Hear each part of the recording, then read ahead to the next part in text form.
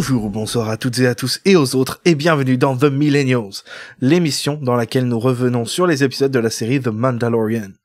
Je suis Grufkov et ce soir je récupère mon petit bébé qui s'était fait tirer dessus pendant 2 ans par Luke Skywalker, Adrien. Comment ça va mon petit Adrien?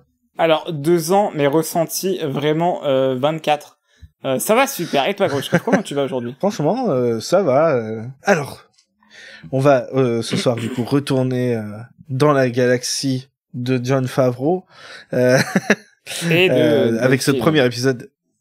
Ouais, mais c'est surtout Jon Favreau. Hein, en tout cas, les franchement, j'espère. Bah depuis longtemps. Et puis là, cette saison, il y a 0 épisode réalisé par Dave Filoni. Ça va faire bizarre. On va voir. Mais en tout cas, ce premier épisode de la saison 3 est réalisé par un vétéran de l'univers du Mandalorian, Rick Famuyiwa, qui a réalisé certains de mes épisodes préférés. Et donc, très très bien. Pareil. Et écrit, du coup, par Jon Favreau. Et l'épisode s'appelait The Apostate. Donc, on va en parler vite fait. J'ai une théorie, Grufkov. Voilà, peut-être c'est une théorie nulle, hein. Mais Rick Famuyiwa, il me semble qu'à la base, il devait réaliser un projet pour Lucasfilm. Oui, c'était une adaptation de livre. C'est ça. Et je crois que ça va pas se faire, en fait. Et à tous les coups, et c'est tant mieux pour nous, parce que moi, je trouve qu'il fait un taf, ma foi, très bien.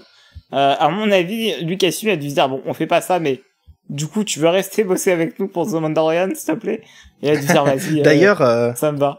dans cette nouvelle saison, cette 3e saison, il est producteur exécutif aussi. Ah, mais je savais pas, ça tient. Qu'il était pas dans les 2 premières saisons. Mais c'est bien, parce que je pense qu'il a des trucs à... Et moi, j'aime bien ce réal, j'aime bien ce qu'il fait. Tous les épisodes qu'il a fait sont bons, je trouve, même les moins bons. Même l'épisode 6 qui est décrié par, ou 5, je sais plus, qui est décrié par beaucoup, non, 6, qui est décrié par beaucoup de gens dans la saison 1 de The Mandalorian, celui l'espèce de casse, oui, là. celui de la prison. Bon, moi, je le trouve sympa. Vraiment, c'est pas... Bon, ça va, il y a pire. Il y a les épisodes de Filoni. Ouais, c'est ça, quand tu vois à côté les épisodes de Tonton Dave, bon, tu te dis que ça va, quoi. Mais je regarde là, et cette saison, par exemple, il réalisait le premier épisode et les 2 derniers. Ah oui, d'accord. Ouais, c'est vraiment la saison de Famuyiwa, quoi. Ouais. Ouais, tant mieux. Non, mais tant mieux. Mais il en a écrit aucun cette fois-ci, alors que d'habitude il écrivait aussi. Bref. Il produit, il peut pas tout faire. Hein.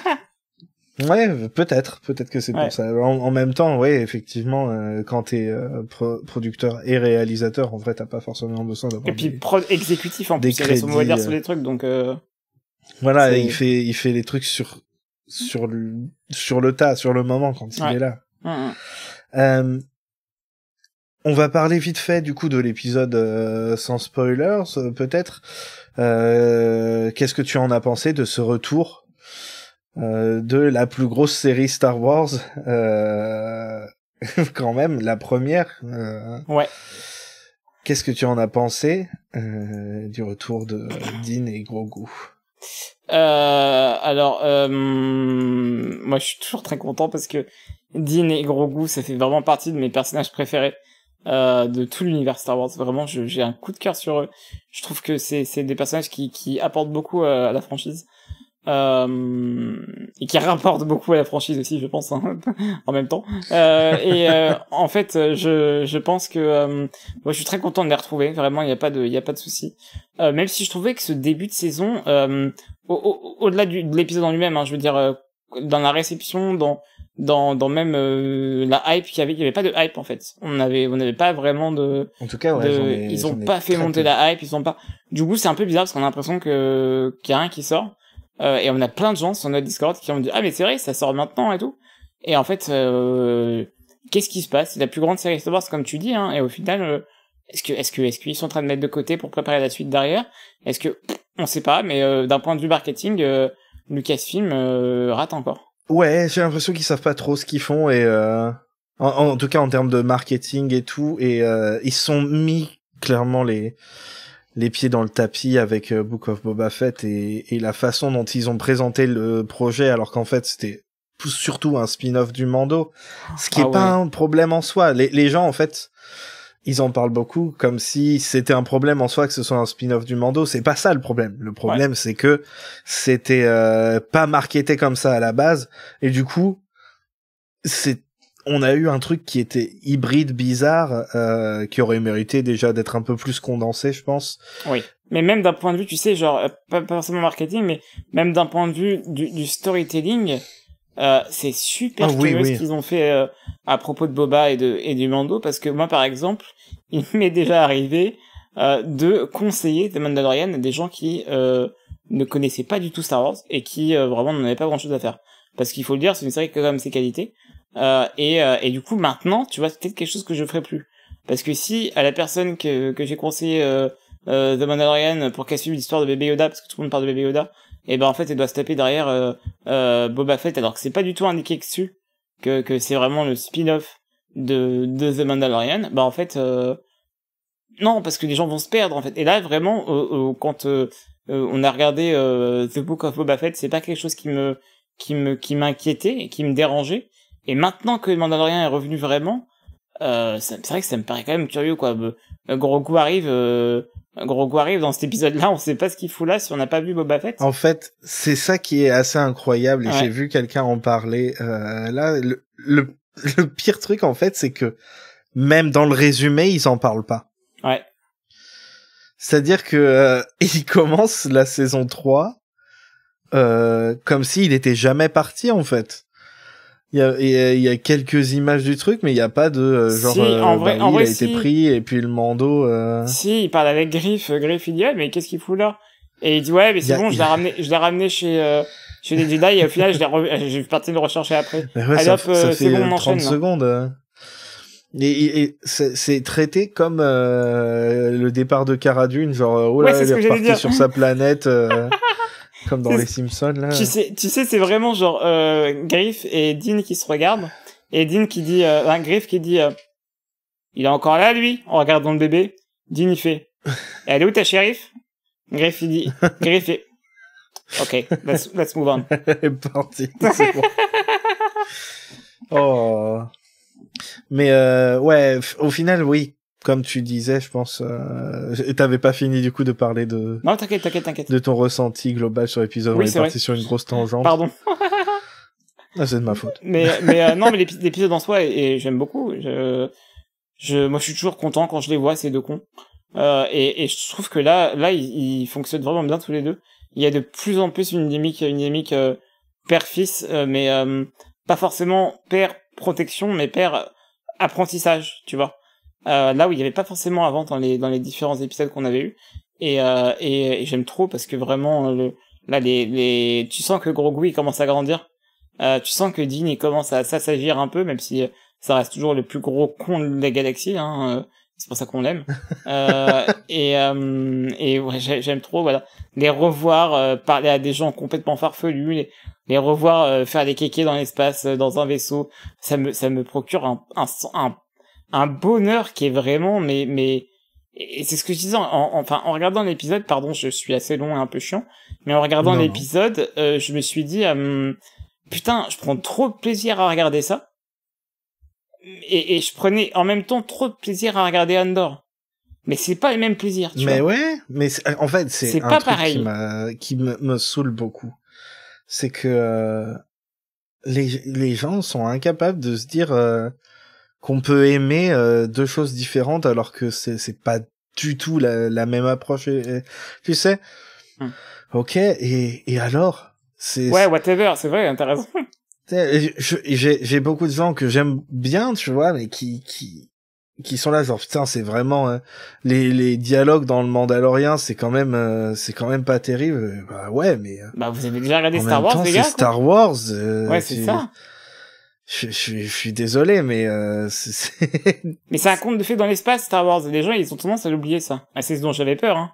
Avec le succès critique de Andor, j'étais legit terrifié de voir en fait plein de projets Star Wars autres que de vraiment des mythes, des contes de fées dans l'espace, quoi. Et là, c'est bon, on est retourné à ça et ça fait du bien parce que ça m'avait manqué quand même. Bah oui, c'est bien d'avoir des trucs vraiment variés. En fait, ça fait partie du plaisir, ça fait partie du truc qui est bien avec Star Wars, c'est que en plus t'es même pas obligé de tout suivre. J'en vois des gens qui, depuis la moitié de la saison 2, ils aiment plus du tout, tu vois. Mais ils continuent de regarder et de s'en plaindre. Mais ouais, mais t'es pas obligé de regarder ça. Ouais, regarde Andorre, c'est bien. Mais... C'est super bien, Andorre. T'as adoré ça. Regarde Andorre. Et puis, c'est pas grave. Fais une pause. Regarde d'autres séries quand... Mais oui. Parce que je comprends, tu vois, critiquer quelque chose que t'aimes bien. Mais si t'aimes pas le truc, pourquoi tu continues de regarder? Mais alors, ça, c'est un truc que je trouve, tu mets le point sur un truc vraiment intéressant sur lequel j'ai une théorie depuis maintenant quelques années. Mais en fait, et que je vais probablement être amené à étudier au fil de mes recherches, mais en fait, genre, j'ai l'impression que Star Wars, c'est la seule œuvre de pop culture à être, moi j'ai bien utilisé cette comparaison, à être un peu comme une coupe du monde de football, tu vois. Où tout le monde, je crois que je vois où tu veux en venir. Tout le monde, en fait, tout le monde. Ça se passe au Qatar. Même si, non, pardon, ouais. Bordel. Et en fait, tu vois, tout le monde en parle, tout le monde pense être spécialiste sur le sujet, tout le monde pense avoir raison sur le sujet. Et il y a vraiment, j'ai l'impression que c'est l'une des seules œuvres de pop culture à cristalliser autant de réactions de la part de gens qui pourtant ne sont même pas fans, comme tu dis, en fait, c'est des gens qui, et tu vois, et ils vont pas s'empêcher de critiquer, ou même d'avoir un avis dessus, alors que des fois juste, comme tu dis, t'es pas obligé de tout voir, quoi. Et en fait, je crois que Star Wars, c'est vraiment c'est vraiment comme un match de foot, quoi. Les gens regardent et disent, oh, lui, il joue mal, oh là là, lui, c'est nul, tu vois. Et c'est pareil. C'est sans fondement, j'ai l'impression que c'est pareil. Mais c'est bien, c'est génial, en vrai, parce que c'est cool, parce que ça permet que, ça apporte aussi, bien sûr. Un truc distinctif qui, enfin, tu vois, par exemple, je vois plus du tout ce genre de truc pour le MCU et les trucs comme ça. La plupart des gens, en tout cas, des gens que je connais, que je suis, tu vois, qui en parlaient beaucoup à l'époque, ben, mine de rien, Star Wars, les gens en parlent encore souvent avec beaucoup de passion, peu importe qu'ils aiment ou pas. Ouais. Et c'est quelque chose qui est déjà en train de partir, en tout cas dans mes cercles, par rapport au MCU, tu vois. Ça a vraiment sa propre aura, et c'est ça qui est bien, et c'est aussi pour ça que ça m'embête un peu les gens qui se forcent à regarder des trucs de Star Wars, parce qu'il y aura toujours du Star Wars pour toi à un moment.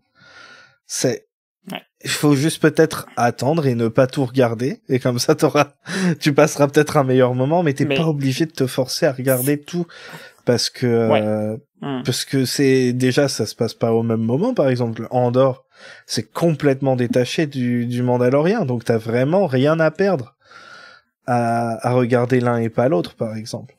C'est dingue, parce que ce que tu dis là, c'est vraiment un truc que je dis souvent à des gens que je connais qui disent ne pas aimer Star Wars. Moi, je pense sincèrement que c'est pas possible de pas aimer Star Wars. Star Wars, il y a tellement plein de trucs différents. Il y a tellement plein de types, de genres, d'œuvres différentes, que je pense, à moins d'être de mauvaise foi, tu peux pas détester tout Star Wars. Impossible. Ouais.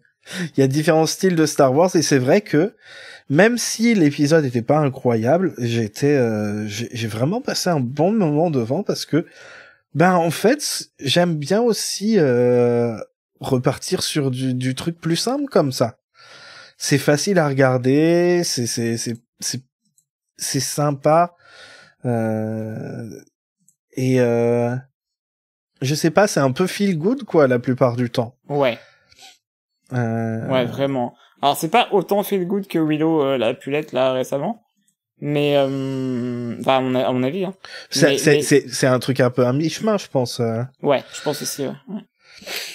Mais ça fait du bien, ouais, vraiment de voir de revoir ces deux personnages complètement cons. Moi, ça me fait beaucoup de bien. Non, mais il faut le dire. Un jour, on fera un épisode sur les protagonistes teubés de Star Wars, parce qu'on a beaucoup à dire. La tier list en fonction de à quel point ils sont cons. Ben, parfait. Dites-nous en vrai. De toute façon, c'est déjà, c'est les Solo et Djarin, les plus cons, c'est bon. Ouais, c'est déjà. Oh, et, c'est vrai que Anakin et Luke aussi. Ah, ils sont vraiment tier list des personnages teubés dans Star Wars. Au moins, les moins cons, c'est dans la Haute République, quoi. Et encore, tu regardes genre... Ouais, non, ils sont cons aussi, hein. Ils sont cons et ornis. Ils sont cons, mais surtout ornis. Ouais. Je suis en train de mourir. Bref, voilà. Maintenant qu'on a fait le tour de cet épisode. C'est terrible. On en profite, on est que tous les deux ce soir, voilà. Oui, et puis ça fait très longtemps, et puis... C'est vrai. Puis voilà. Mais de toute façon, t'as couvert la plupart des trucs. En fait, en faisant ça, c'est bien, on n'a pas spoilé, mais en même temps, on a donné un peu un avis sur l'état de Star Wars maintenant et des séries. Donc c'est très très bien.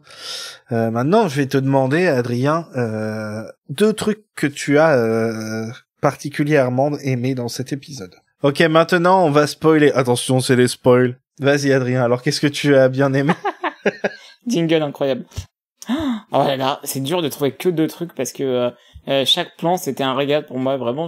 C'est terrible, mais j'aime tellement cette série. 2 trucs que j'ai aimé, Grogu qui fait des câlins aux Anzelans, parce que je trouve que c'est tellement mignon, tellement doux, et genre le fait que Dean soit à côté, ouais, excusez-le, mon fils, il est un peu jeune. Je trouve ça juste trop mignon, et j'aime bien parce qu'en vrai, tu vois, c'est trop mignon parce que vraiment il commence à vraiment il a toujours interdit de faire des trucs, hein. Il a toujours été là, non Grogu, fais pas ça, parce que Grogu, on peut dire c'est un petit coquin quand même, mais bah, c'est un enfant, hein. C'est un enfant, bah oui, complètement. Et là tu vois je sais pas, juste je trouve ça trop mignon, et vraiment la manière dont Pedro Pascal le joue, je sais pas, je trouve vraiment tu sens tu sens que Dean est de plus en plus apaisé à l'idée d'être papa en fait. Et tu sens qu'il intègre les codes de plus en plus. Oui. J'ai l'impression, je pense que ça, en fait, et c'est aussi pour ça que c'est un peu dommage qu'ils aient fait ça bah oui. en dehors du truc, c'est que c'est vraiment important maintenant. Il a accepté qu'ils sont ensemble, ils sont une famille, et puis voilà, maintenant il peut passer à d'autres aspects de sa vie. Parce que ça, c'est même pas en doute finalement maintenant. Non, c'est ça. En fait, il est vraiment, voilà, c'est son clan of two, tu vois. Et comme tu disais tout à l'heure, hein, les Djarin, vraiment, il y en a 2 maintenant. C'est ça. Le clan de Djarin. Et il a compris, Dean, que vraiment c'était son petit maintenant. Du coup, il y a le câlin aux Anzelans, qui était vraiment trop mignon. Et surtout, c'est la première fois où on voit Grogu faire un câlin et pas essayer de bouffer des trucs. Non, je rigole, c'est pas la première fois parce qu'il avait déjà fait des câlins au bébé de Frog Lady dans la saison 2. Ouais. Qui était d'ailleurs adorable, et c'est, je pense, une résonance à ce passage-là. Et parce que Grogu, c'était un petit peu un bébé qui fait des bêtises, mais en même temps, tu sens bien qu'il est pas méchant du tout, c'est pas un gamin violent, c'est pas un gamin, et du coup, j'aime bien le voir, ça. Il est un peu malicieux, mais c'est un gamin qui vraiment, et là, tu vois, le fait qu'il fasse un câlin, je sais pas, j'étais trop content de voir ça. Ouais, c'était, je m'y attendais pas, et c'était trop bien. Ouais. Un autre... deuxième truc que tu as que tu voudrais faire ressortir. Un deuxième truc, c'est dur parce qu'il y a vraiment plein de trucs, mais allez, je vais dire est-ce que je peux avoir 3 trucs, Bruch? Rapide. 2 trucs en plus rapides. Ok, vas-y. Alors comment? Bo-Katan en lesbian queen, en drunk lesbian queen, j'adore. Vraiment. Je la trouve géniale, vraiment. C'est vraiment la série Xena, quoi. Genre, j'ai l'impression, hein, vraiment, elle a une aura vraiment à la Xena, je trouve. Et j'adore, vraiment, je te trouve trop cool. Et en fait, ça va hyper bien avec le style de la série, en fait. Hein. Mais oui, mais complètement. Et tu vois, c'est vraiment, c'est une fresque de personnages complètement bizarres. Bref, je vais dire rapide. Un autre truc que j'ai adoré, c'est vraiment le look du du roi des pirates, là, mais il est incroyable. Le vert. Ouais, mais c'est quoi cette espèce? On a Il est jamais vu encore. incroyable. Non, je pense pas. Elle est magnifique, j'adore. Ils se sont beaucoup éclatés hein, sur cet épisode-là pour les costumes. Et le visage, vraiment éclaté. Le visage du Nikto, il est maboule, hein. Tu vois que ils font des progrès à chaque fois. Hein. Ah ouais, mais c'est incroyable. Hein. Voilà, c'est tout. Excuse-moi, je vais me parler beaucoup trop. Et toi, Grushkov, alors, 2 trucs que t'as aimé et un truc que t'as pas aimé. Mais tu m'as pas dit de trucs que t'avais pas aimé. Ah oui, c'est vrai, t'as raison. J'ai pas aimé Ou que t'as le moins fait aimé, que en tout cas. j'ai pas aimé le fait que Griff on a l'impression qu'il a jamais vu Grogu de sa vie et qu'il n'y ait pas d'interaction entre les deux. Qu'il était un peu détaché. Ouais, là où dans la saison 2, il lui fait un câlin, il le prend dans ses bras et là, il lui a rien fait. Dans la première saison, il lui fait des caresses aux oreilles et tout. Ah ouais, c'est vrai, t'as raison, j'avais oublié ça. Et là, tu vois, c'est un peu bizarre, je trouvais ça un peu curieux. C'était un peu étrange, un peu comme si maintenant il a d'autres trucs en tête et du coup il a plus le temps forcément, peut-être. Ouais, mais c'est dommage parce que il y avait vraiment une relation de, tu sais, tonton qui s'était instauré. Et là, c'est moins le cas. Enfin bon, c'est pas grave, il en aura d'autres des tontons, mais mais voilà, c'est tout. C'est ce que j'ai trouvé un peu dommage, mais sinon. Ok, alors 2 trucs que j'ai bien aimé.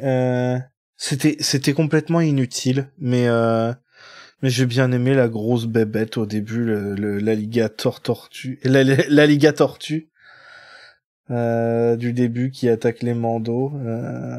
J'aime bien les grosses bébêtes et puis ça ajoute aussi en fait ouais j'aime juste beaucoup ce côté un peu Xena et tout, enfin tu sais ces vieilles séries où il y avait des monstres un peu random de temps en temps et tout. Je sais pas. J'avais adoré ça justement dans l'épisode avec le dragon Cage et puis ça c'était un peu dans la continuation, mais aussi voilà ça montre que c'est aussi un moyen de montrer l'évolution de Dean depuis le début de la première saison.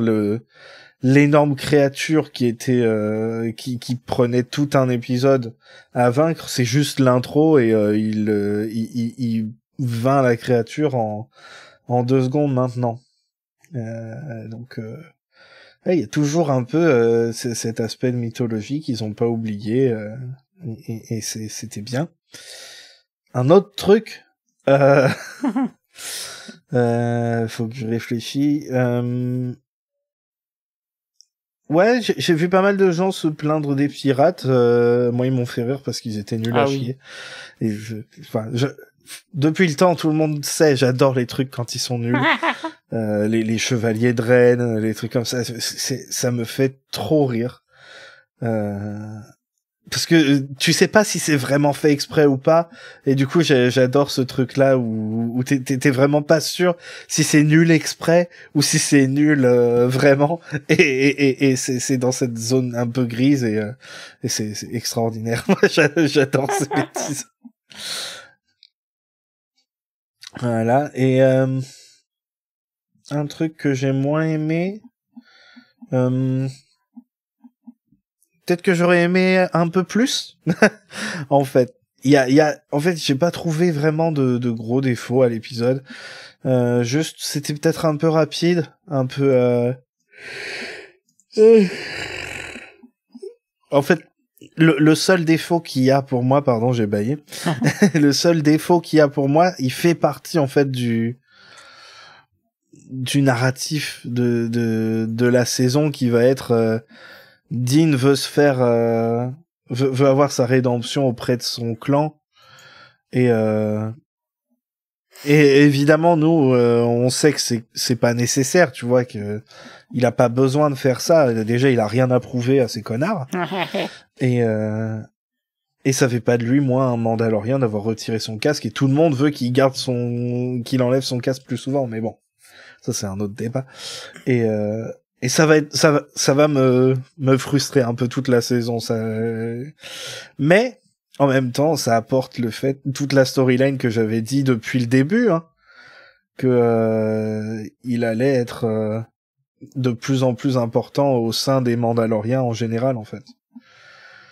et que la série qui s'appelle The Mandalorian commence en parlant d'un seul Mandalorien, et maintenant ça va parler de tout le peuple mandalorien. Et surtout, elle parle de The Mandalorian, tu vois, c'est vraiment l'élu, en fait, tu vois. Oui, en plus, tu vois, c'est le Mando parmi tant d'autres, en fait. C'est lui qu'on suit. Franchement, ça rend le titre vachement intelligent pour le coup. Mais parce alors... que bah quoi? Alors non, mais à chaque fois qu'il y a une série Star Wars qui sort, on trouve le titre nul à chier. À chaque fois. Et à chaque fois, en fin de saison, ou plus fur et à mesure que l'épisode avance, on se dit putain, ils sont malins, c'est con. Mais à chaque fois, c'est dingue, hein, mais tout le temps.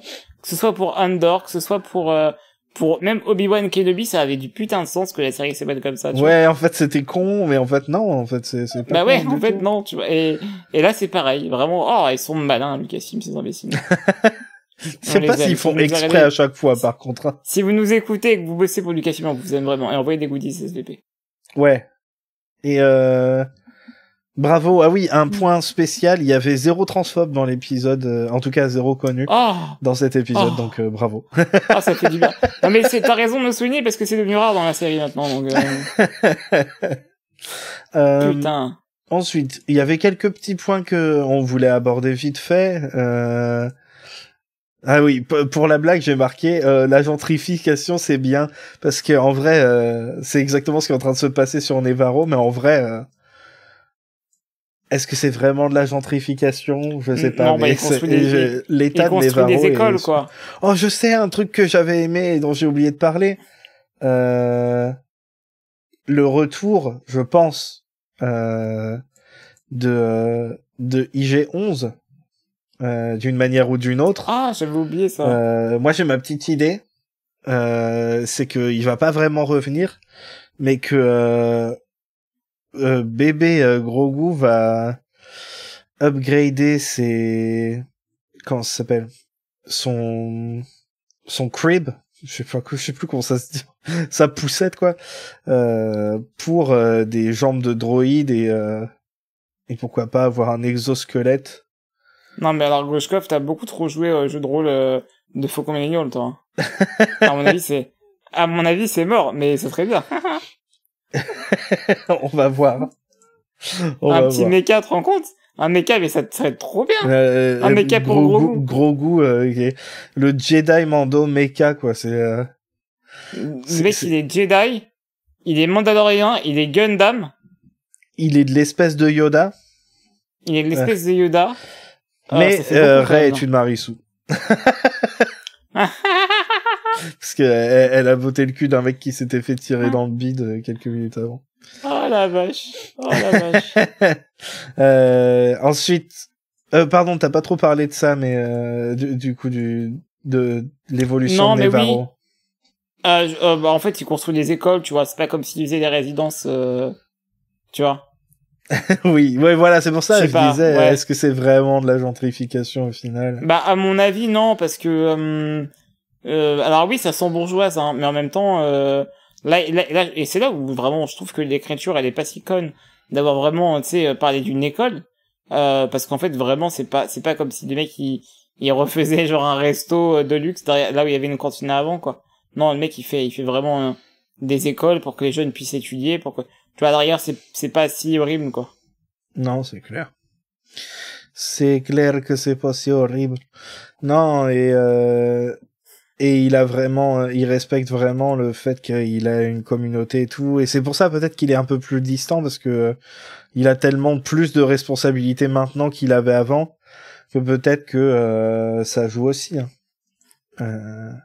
Alors, par contre, je suis désolé, mais si on revoit Pelimoto et qu'elle est distante, là ça va pas le faire. Hein. Oui, mais tu vois, je pense pas, parce que peut-être qu'elle a pris plus ce rôle de Tata Gaga que Griff aurait pu avoir de tonton un peu. D'ailleurs, je suis désolé, mais j'y repense, mais je parle de Paddy, mais vraiment, regardez Boba Fett juste pour Paddy, quoi. Ouais, rien que pour ça, ça serait bien. Elle est merveilleuse dedans. Ouais, elle était extraordinaire. Ensuite, dans les trucs dont on voulait parler... Ah oui, vite fait, pour parler du truc de gentrification. Très rigolo de voir que maintenant, ils mangent plus les lézards kowakiens, là. Mais maintenant, ils sont en liberté dans les arbres. Et les singes lézards, là. Et aussi, Griff est tellement pété de thunes qu'il a des droïdes qui lui tiennent sa cape derrière. J'adore, je les adore, vraiment. Et ça va aussi dans le truc de comment ils se sont éclatés dans les costumes et tout. Ils ont vraiment... ah ouais, mais les droïdes, ils me font trop rire. Ils sont vraiment trop bien. Ils sont incroyables. Et au début, je n'avais pas vu. Il y en avait deux. En fin de compte, au début, je n'avais vu qu'un. Et j'ai dit, oh, le pauvre, il est tout seul. Et quand j'ai vu qu'il y avait un deuxième à côté, je suis, ah, trop bien. Il a son frère. Ouais, je suis content. Ouais, j'ai envie d'une série sur eux. Ensuite, les pirates de l'espace, mon petit Adrien, tu as rajouté. Pourquoi tu voulais en parler spécifiquement? Parce que c'est cool, les pirates. Et encore plus les pirates de l'espace. C'est vrai. Et que je trouve que on en voit curieusement pas assez dans une franchise de space opéra. Et au final, je suis trop content d'en voir en live parce que les personnages qui ressemblent le plus aux pirates de l'espace dans Star Wars qu'on a eu en film, c'était sûrement les Cloud Riders dans Solo. Là, ça fait vraiment pirate. Enfin. Ouais. Ça fait genre pirate Disney, genre pirate des Caraïbes et des trucs comme ça. Ouais. Ça fait vraiment. Ah ben quand on voit le chef des pirates qui d'ailleurs a un design mais vraiment je maintiens qui est magnifique. Ça m'a vraiment fait penser aux méchants dans Pirates des Caraïbes quand ils arrivent. C'est le crew du Hollandais volant. Hein. T'as même un plan où vraiment tu le vois arriver. Le seul plan qu'on le voit, il arrive vers la caméra, il me semble. Et ça, c'est un plan qu'on a déjà vu dans Pirates des Caraïbes. C'est possible. D'ailleurs, c'est aussi bien de voir des créatures vraiment colorées pour le coup. Ah ouais, ça fait du bien. Une nouvelle espèce comme ça qui est toute verte flash comme ça, vraiment sympa. Ah ouais, non, c'est clair. Mais oui. Mais est-ce que tu penses qu'ils vont être récurrents du coup pendant la saison les pirates ou que c'était juste un coup là? Oh bah oui. Bah non, on va les revoir, c'est sûr. Alors, moi j'espère qu'ils auront une rédemption. Mais je pense pas. Après, j'espère que tout le monde a des rédemptions dans Star Wars. Mais non, en vrai, je pense pas. Mais je pense que par exemple, tu vois, là où je pense que The Armorer, c'est vraiment la true last boss de la série. Ouais. Je pense que les pirates, ça va être les méchants de la saison. Tu vois. C'est possible. En tout cas, oui, ils étaient vachement importants et je me suis posé la question aussi. Et on va conclure sur le dernier sujet qui va peut-être encore ouvrir d'autres sujets et on va encore parler pendant 20 minutes de plus, mais Adrien, quel est le dernier point que tu avais ajouté et qui a pas été effacé?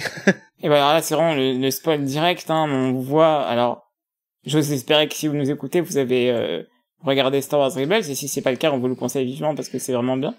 Et en fait, on voit donc dans cet épisode, c'est la première fois, Grushkov, qu'on voit des Purrgils en live actions. Alors, les Purrgils, qu'est-ce que c'est rapidement? C'est, on va dire, des baleines de l'espace qui se déplacent. Ouais, c'est vrai, des baleines poulpes, t'as raison. Ouais, qui se déplacent en hyperespace, qui peuvent se déplacer en hyperespace, et qui en fait se déplacent grâce à la force. C'est bien ça, hein? Ouais, je crois que c'était ça. Je crois que c'était grâce à la force. Il me semble, ouais. Mais évidemment, au-delà, évidemment, Tuki a adoré voir ça. Tuki, bah oui, mais nous tous, hein, moi aussi. Oui, hein. Oui, évidemment, mais sur le coup, hein. Et Tuki voulait que je le dise, voilà. Que Tuki a adoré voir les Purrgils. Bah, j'ai pensé à lui en voyant la scène, hein. Je me suis dit, oh, Tuki va être content. J'ai une petite anecdote, Grushkov.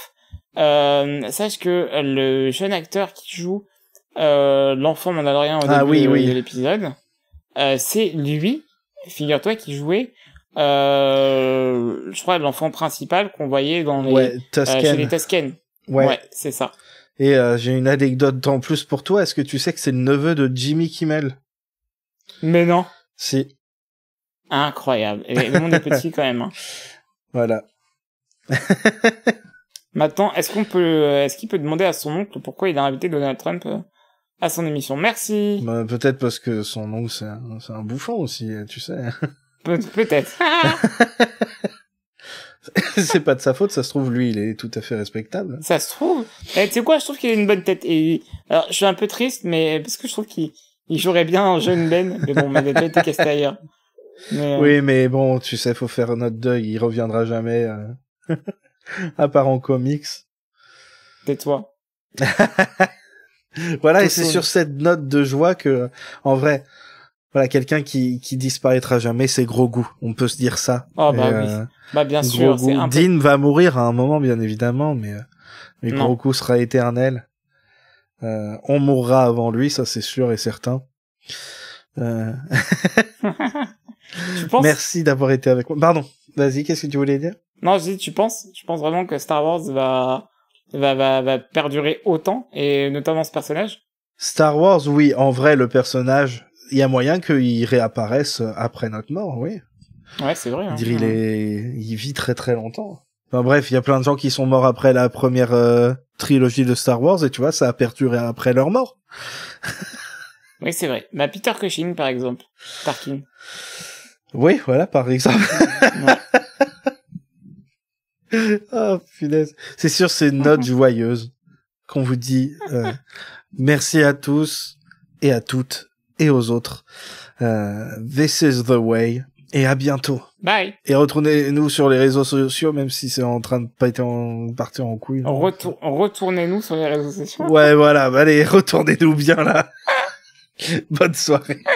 Bye.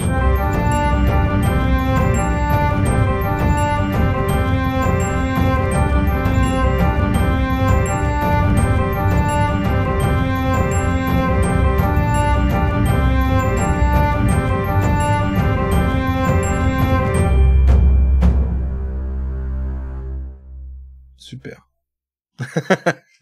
Bonsoir à toutes et à tous. Truc chiant, tu sais. Bonsoir à toutes et à tous. Et bonjour.